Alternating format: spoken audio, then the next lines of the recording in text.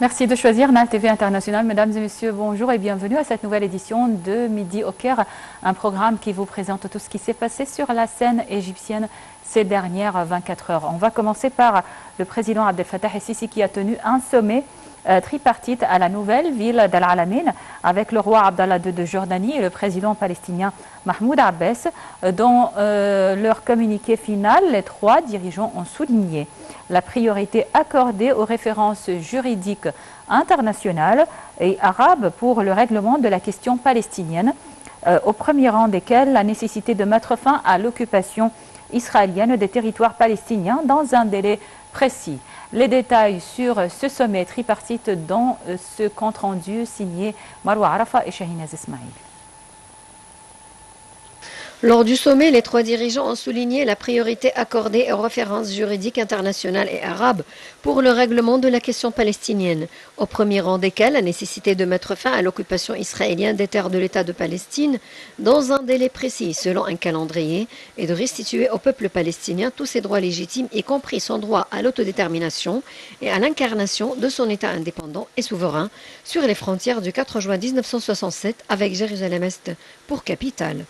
Le président al-Sisi et le roi Abdallah II ont affirmé leur plein soutien aux efforts du président palestinien Mahmoud Abbas pour continuer à défendre les intérêts du peuple palestinien à tous les niveaux afin de restaurer leurs droits et obtenir une protection internationale des pratiques israéliennes illégales qui sapent les droits de tout le peuple palestinien, violent les règles du droit international, compromettent la solution internationalement convenue à deux États et conduisent à déclencher la violence et à semer le chaos.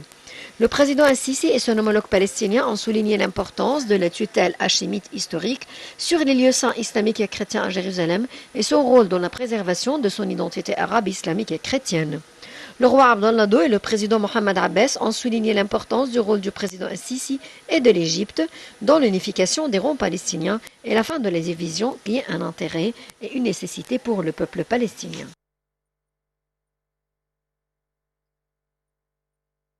Par ailleurs, le ministre des Affaires étrangères, Sameh Shoukry, tient aujourd'hui au Caire une réunion tripartite avec ses homologues jordaniens Ayman al-Safadi et irakien Fouad Hussein.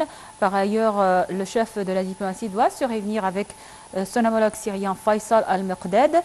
Sameh Shoukry participe en outre à la réunion du comité ministériel arabe de liaison chargé du dossier syrien en présence du ministre syrien des Affaires étrangères.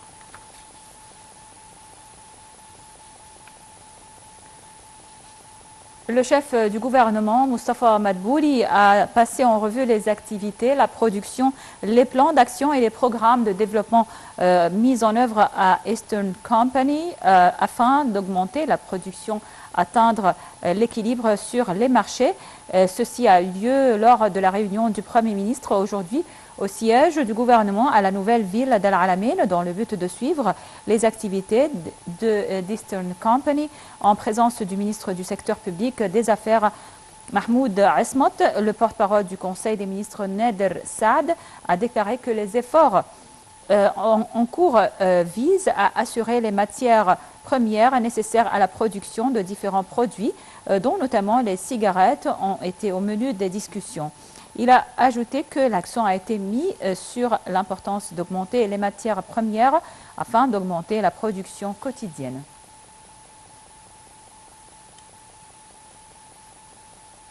Le chef de l'autorité du canal de Suez, l'amiral Oussama Rabia, a affirmé la capacité du canal à permettre le passage quotidien de 120 navires et que cette capacité peut être augmentée grâce à des processus de développement au sein de la voie maritime, a-t-on appris du Centre d'information et d'appui à la prise de décision du Conseil des ministres.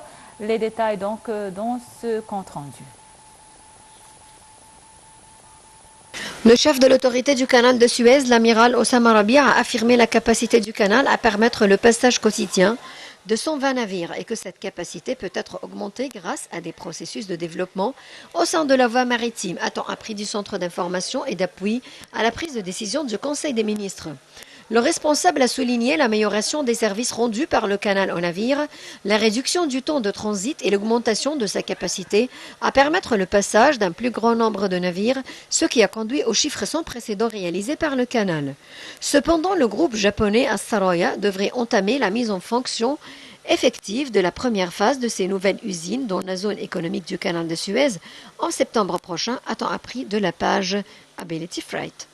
Le dit complexe industriel renferme une usine de production des produits de stérilisation et de la santé publique, une autre pour l'extraction de l'huile végétale, de jojoba et une troisième pour la production de cosmétiques pour les enfants et les femmes à partir des matières premières naturelles, ainsi qu'une usine pour la production de succedanés du sucre naturel.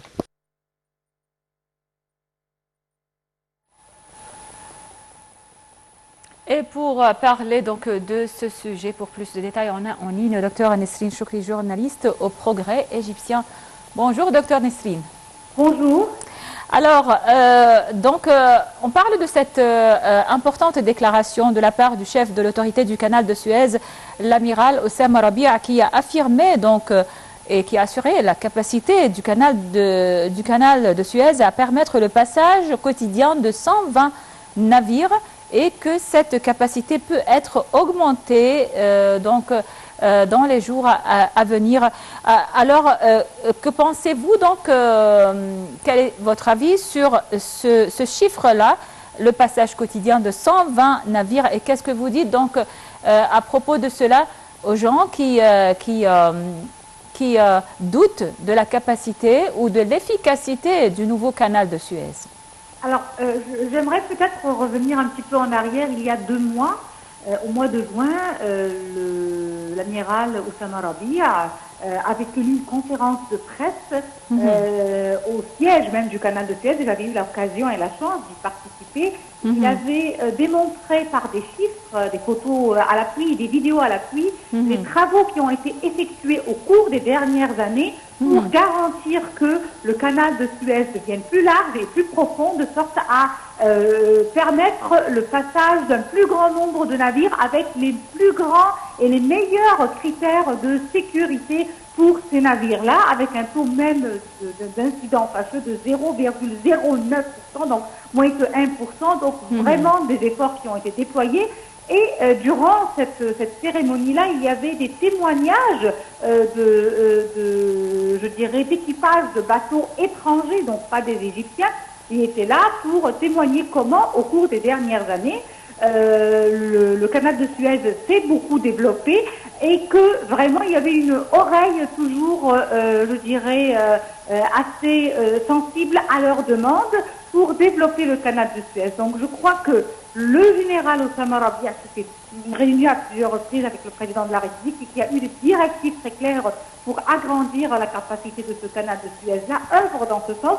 Qu'on a vu déjà le canal bis du canal de Suez et qu'il y a beaucoup de travaux qui ont été développés et que des services en plus ont été mis en place à côté des travaux d'élargissement ou d'approfondissement du canal de Suez, des services qui sont attribués ou qui sont donnés aux navires et aux différents vaisseaux qui passent pour faire de cette région pas seulement juste un canal par lequel les navires peuvent passer, mais encore une région où les navires peuvent retrouver des services très importants durant leur parcours maritime. Donc je crois qu'il y a beaucoup d'efforts qui ont été faits, il y a beaucoup d'efforts qui vont continuer à être faits, d'autant plus que c'est un passage très important, pas seulement pour l'Égypte, mais sur le plan régional et international. C'est vrai que le canal de Suez appartient à l'Égypte, mais aussi il est en quelque sorte une richesse de l'humanité et qui sert à tout le commerce mondial. Et qui dit commerce mondial dit bien sûr transport maritime.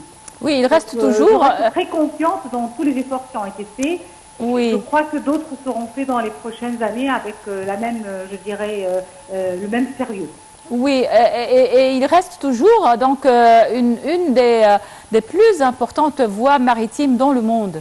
En fait, oui, je ne veux pas exagérer et dire la plus importante, mais c'est vraiment une des plus importantes voies maritimes dans le monde, parce que déjà on a vu durant il y a quelques années, quand il y a eu l'incident fâcheux de Evergreen, on a vu comment cela a vraiment bloqué Oui, le le commerce trafic, mondial. oui, le Et trafic pendant maritime 2-3 a été jours, il y a eu bloqué, beaucoup oui. de craintes. Donc c'est vraiment Oui. un artère très important pour le commerce mondial. Et c'est un artère qui est aussi servi avec beaucoup de sérieux, beaucoup de passion par l'autorité du canal de Suez, qui est en train de se développer pour ne pas seulement rester un canal, comme je le disais, par lequel passent les navires, mais qui est prêt à aller encore beaucoup plus loin et qui présente actuellement déjà beaucoup de services aux navires, surtout des navires qui sont en panne ou qui ont besoin d'autres services, de carburant, ainsi de suite. Alors, Dr Nesrine Chokri, journaliste au Progrès égyptien, merci beaucoup pour votre intervention et passez une excellente journée. On passe à une autre nouvelle concernant le coordinateur général du dialogue national, Dia Rachouane, qui a annoncé que le conseil d'administration discutera mercredi, demain, nombre de résultats des séances du dialogue pour les soumettre immédiatement au président de la République. Dia Rachouane a souligné que 13 des 19 comités du dialogue national ont formulé des propositions et des recommandations spécifiques concernant leur sujet, y compris des propositions législatives et d'autres de nature exécutive. Le coordinateur général a ajouté que la plupart de ces comités ont tenu des réunions intensives au siège de l'Académie nationale de formation en présence d'intervenants de diverses parties et d'un certain nombre d'experts et de spécialistes. Les recommandations et les propositions relatives à leurs thèmes respectifs sont actuellement en préparation pour être présentées au conseil d'administration mercredi prochain pour l'approuver avant de les soumettre au président de la République pour prendre ce qu'il jugera opportun à son sujet, a-t-il déclaré.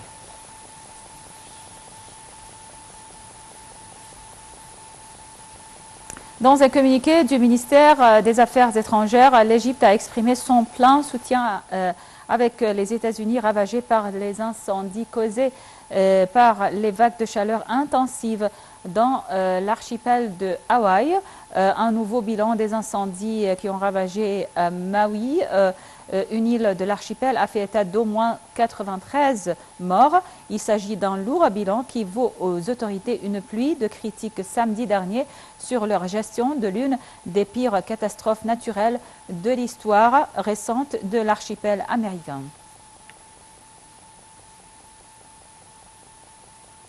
Le secrétariat général de la Ligue arabe a salué la décision australienne considérant illégal le statut des colonies israéliennes. La Ligue arabe a en outre valorisé l'intention du gouvernement australien d'utiliser le terme des territoires palestiniens occupés pour désigner le secteur palestinien, y compris Jérusalem-Est, selon un communiqué publié par la Ligue. Cette étape a revêti d'une importance majeure car elle fait triompher le droit international et les résolutions de l'ONU. Ce pas a émis un message clair sur le respect impérieux que doit éprouver Israël aux résolutions impliquant la légitimité internationale.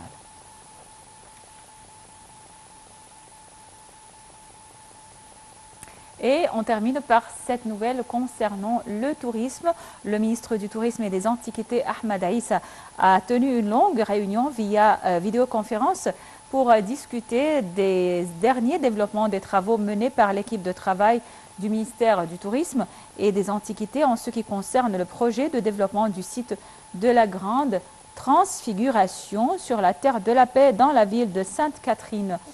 La réunion a discuté des mesures exécutives, de la stratégie de promotion et de marketing de la ville pour maximiser les avantages de ses potentiels touristiques, archéologiques, environnementaux et spirituels en tant que l'un des sites archéologiques égyptiens inscrits sur la liste du patrimoine mondial de l'UNESCO et en tant que modèle pour l'environnement et le tourisme durable, car il s'agit de l'une des réserves naturelles les plus importantes de l'Égypte à la lumière de la mise en œuvre des mandats du président de la République.